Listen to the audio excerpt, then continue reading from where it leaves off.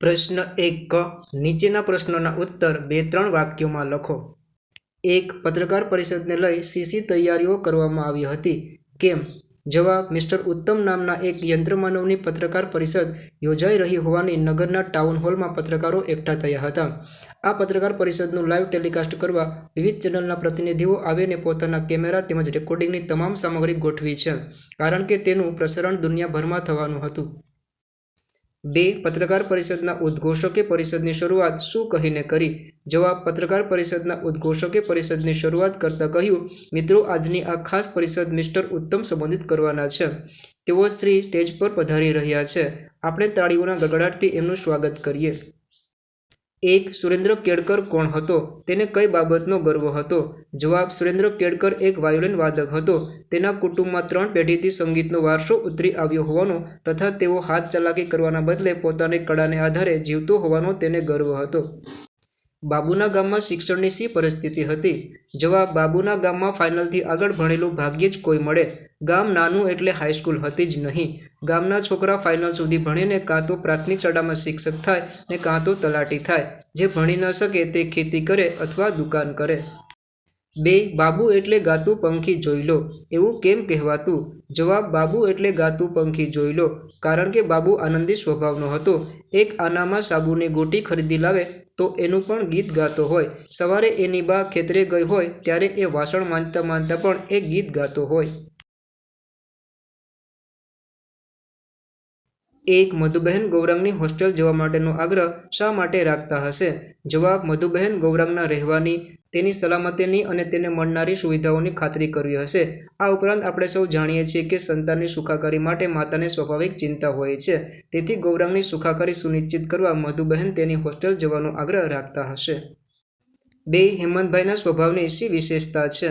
જવાબ: હેમંતભાઈ સ્વભાવે ચોકસાઈવાળા વ્યક્તિ છે। તેઓએ હિસાબની, વ્યવહારની ચીવટને કારણે બંગલો, કાર, ફેક્ટરી વગેરે ઊભું કર્યું છે। તેઓ નાળિયેરની છાલ જેવા કડક અને એટલા જ કોપરા જેવા કૂણા પણ છે।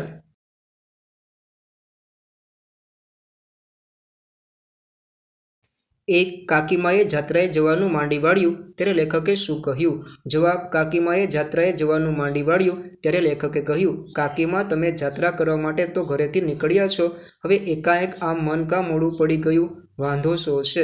કાંઈ અગવડ મુશ્કેલી કહો તો કાંઈક સમજાય। 1. માંડવીએ સરસ્વતી માતાને શી પ્રાર્થના કરી? કેમ? જવાબ: માંડવીએ સરસ્વતી માતાને પ્રાર્થના કરી કે, હે મા, વાલ્મીકી ઋષિ રામાયણનો શેષ ભાગ પૂરો કરવાના છે, એ વખતે મારી વાત ન લખે તેનું વરદાન આપો। માત્ર મારી વાતના કારણે ભરતજીના ઉજ્જવળ ચરિત્ર પર કોઈ દાઢ ન જુએ। 2. વિકર્ણે કયું કર્તવ્ય નિભાવ્યું હતું? જવાબ: વિકર્ણ ન્યાય અને સત્યનું કર્તવ્ય નિભાવ્યું હતું। તેણે પોતાના મોટા ભાઈઓ અને ગુરુજનોની સામે પણ ઊભા થઈને દ્રૌપદીના પક્ષમાં સત્ય બોલ્યો હતો। તેણે જાહેરમાં કહ્યું હતું કે પોતાની જાતને હારી ચૂકેલા ધર્મરાજ દ્વારા દ્રૌપદીને ધૂતમાં દાવ પર લગાવવી અયોગ્ય હતી। 1. સજ્જતા એટલે શું? તેને કેવી રીતે કેળવી શકાય? જવાબ: કોઈપણ સ્થિતિ પરિસ્થિતિમાં સ્થિર રહીને ચિત્તને એકદમ શાંત રાખવાની કલાને સજ્જતા કહી શકાય। યોગ્ય ગુરુનું માર્ગદર્શન, આપણા ગ્રંથોનું, ઉત્તમ પુસ્તકોનું વાંચન અને મહાન વ્યક્તિઓના જીવનમાંથી પ્રેરણા લઈને સજ્જતા કેળવી શકાય છે। પ્રશ્ન 1ડ નીચેના પ્રશ્નોના ઉત્તર 5-6 વાક્યોમાં લખો। ઉત્તમે આપ્યા ઉત્તર વાર્તામાંથી રોબોટ કરેલા કાર્યોની યાદી બનાવો। જવાબ: 1. ખામીવાળા વાયરિંગને ઠીક કરી લાઇટ ચાલુ કરી। 2. હાડકાના ઓપરેશનની કામગીરીમાં સહાયક તરીકે કામ કર્યું। 3. શાળામાં શિક્ષણનું કાર્ય પણ કરે છે। વિદ્યાર્થી મિત્રો, ચેનલને સબસ્ક્રાઇબ કરવા માટે કોઈ પણ પ્રકારનો ચાર્જ નથી। આપ ફ્રીમાં ચેનલને સબસ્ક્રાઇબ કરી શકો છો। વિડીયોને લાઇક અને ચેનલને સબસ્ક્રાઇબ કરવાથી મને આપને ઉપયોગી વિડીયો બનાવવાની પ્રેરણા મળશે, માટે ચેનલને સબસ્ક્રાઇબ કરવા નમ્ર વિનંતી। 1. હેમંતભાઈ ગૌરાંગ ઉપર શા માટે તાડૂકી ઉઠ્યા? ઉત્તર: એક દિવસ ગૌરાંગ અને હેમંતભાઈ ડાઇનિંગ ટેબલ પર બેસીને બેંક એકાઉન્ટ તપાસી રહ્યા હતા। ત્યારે હેમંતભાઈએ અચાનક ગૌરાંગ હોસ્ટેલમાં રહેવા ગયો હતો ત્યારે તેના નામે બેંકમાં 5,000 રૂપિયા જમા કરાવેલા તે યાદ આવ્યું। હેમંતભાઈએ કહ્યું કે તું મેસનું, કેન્ટીનનું કે ધોબી, દૂધવાળાના બિલ માટેના તેમજ કોલેજના કે અન્ય હોસ્ટેલના ફીના પૈસા ઘરેથી લઈ જતો હોવાથી તે બેંક એકાઉન્ટમાં વ્યાજ સાથે કેટલું બેલેન્સ છે? તેના જવાબમાં ગૌરાંગે ખબર નથી કહ્યું ત્યારે હેમંતભાઈ તેના પર તાડૂકી ઉઠ્યા।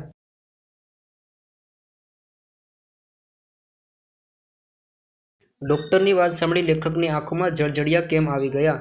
જવાબ: ડૉક્ટરે લેખકને જમણા ફેફસામાં ક્ષયની સારી એવી અસર હોવાનું જણાવ્યું, જેની સારવાર માટે 3 મહિનાની રજા લઈને દવા શરૂ કરવાનું કહ્યું. તેની સારવારમાં સ્ટ્રેપ્ટોમાઇસિનના 30 ઇન્જેક્શન, બીજી દવા અને સંપૂર્ણ આરામની જરૂર હતી. સારો ખોરાક, સારા હવા, પાણી અને આરામ સારવાર માટે ખૂબ અગત્યના હતા.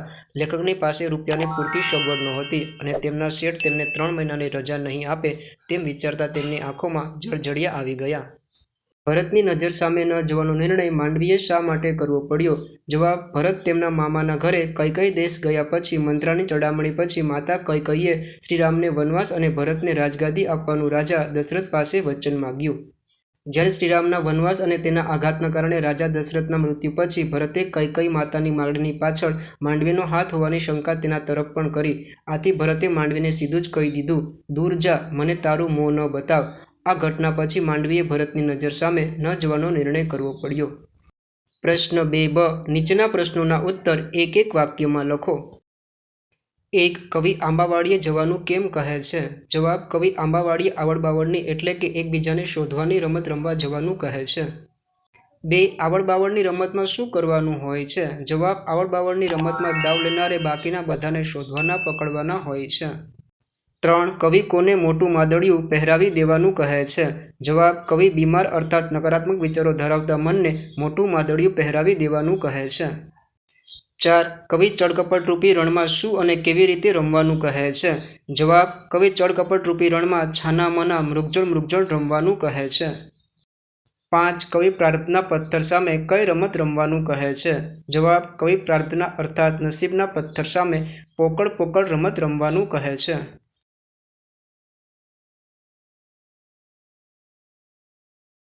કાવ્ય 17. 1. લખ 84 એટલે શું? જવાબ: લખ 84 એટલે 84 લાખ જન્મો. તેનો અર્થ એ થાય છે કે દરેક આત્મા વિવિધ યોનિઓમાંથી 84 લાખ જન્મોનું ચક્ર ફરે છે. જો આપે હજી સુધી વિડીયોને લાઇક અને ચેનલને સબસ્ક્રાઇબ ન કરી હોય તો હમણાં જ લાઇક અને સબસ્ક્રાઇબ કરવા વિનંતી. આવા જ વિડીયો જોવા અમારી ચેનલને લાઇક, શેર અને સબસ્ક્રાઇબ કરવાનું ભૂલશો નહીં. 4. મનુષ્યને જન્મ-મરણના ચક્રમાંથી મુક્તિ કેવી રીતે મળી શકે? જવાબ: મનુષ્યને જન્મ-મરણના ચક્રમાંથી મુક્તિ કૃષ્ણના સ્મરણથી મળે છે. 5. ચિત્ત તું ચિદને ચિંતા ધરે કાવ્યમાં કોનું ધાર્યું થવાનું કહેવામાં આવ્યું છે? જવાબ: આ કાવ્યમાં આપણા સૌના ધણી અર્થાત પરમાત્મા શ્રીકૃષ્ણનું ધાર્યું થવાનું કહેવામાં આવ્યું છે.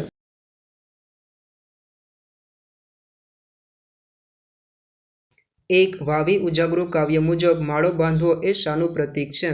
ઉત્તર: કાવ્ય મુજબ માળો બાંધવો એ માનવીય શ્રમ અને સર્જનાત્મકતાનું પ્રતીક છે. 2. હળવા સુગંધિત પવન સાથે શું મહોરી ઉઠે છે? ઉત્તર: હળવા સુગંધિત પવન સાથે મનની શાંતિ મહોરી ઉઠે છે. 3. જીવનરૂપી દરિયામાં શું વહે છે? ઉત્તર: જીવનરૂપી દરિયામાં નવરંગી સંગીત ગાન વહે છે. 4. ખાલીખમ સરોવરમાં શું વરસે છે?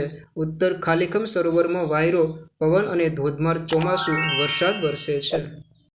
5. 13 ગાવનો રાખ્યો છે ગાળો એટલે શું? કાવ્યના સંદર્ભમાં જણાવો. ઉત્તર: કાવ્યના સંદર્ભે 13 ગાવનો રાખ્યો છે ગાળો એટલે સમયાંતરે ફૂલોના રંગો અને મખમલી વાયરો જીવનમાં આનંદ ને સુખની અનુભૂતિ કરાવે છે. પ્રશ્ન 2ક. નીચેના પ્રશ્નોના ઉત્તર 2-3 વાક્યોમાં લખો. 1. પાછળ વહેતું આવે જીવન એટલે શું? જવાબ: આપણું જીવન એ સતત ચાલતી પ્રક્રિયા છે. આથી આપણે ક્યાંય પણ રોકાયા વિના આગળ વધીએ તો જીવન પણ આપણી પાછળ વહેતું આવે છે. આપણે થાકીને કે હારીને રોકાઈ જઈએ તો જીવન પણ રોકાઈ જાય છે. 2. મનને શું પહેરાવવાનું કહ્યું છે? કેમ? જવાબ: કવિએ બીમાર મનને માદળિયું પહેરાવવાનું કહ્યું છે. બીમાર મન એટલે નકારાત્મક વિચારો ધરાવતા મનને સકારાત્મક વિચારોનું માદળિયું પહેરાવવાથી આપણે જીવનમાં પ્રગતિ કરી શકીએ છીએ. 3. ઝાકળ કયા સમયે રમવાનું છે?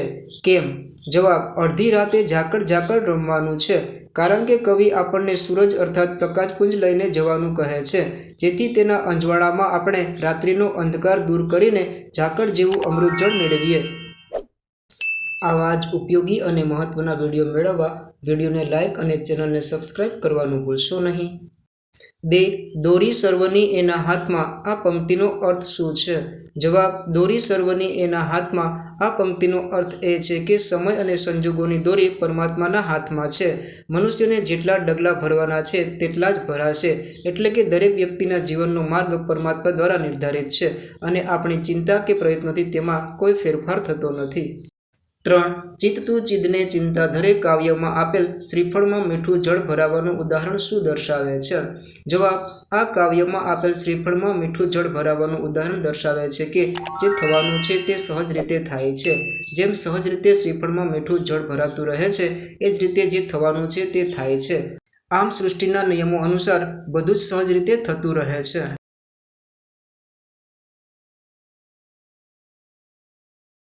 1. તમે ક્યારે સંધ્યા ખીલેલી જોઈ છે? સંધ્યાના રંગ કેવા હોય? ઉત્તર: હા, મેં સંધ્યા ખીલેલી જોઈ છે. સંધ્યાના રંગો સોનેરી, નારંગી, ગુલાબી અને જાંબલી હોય છે.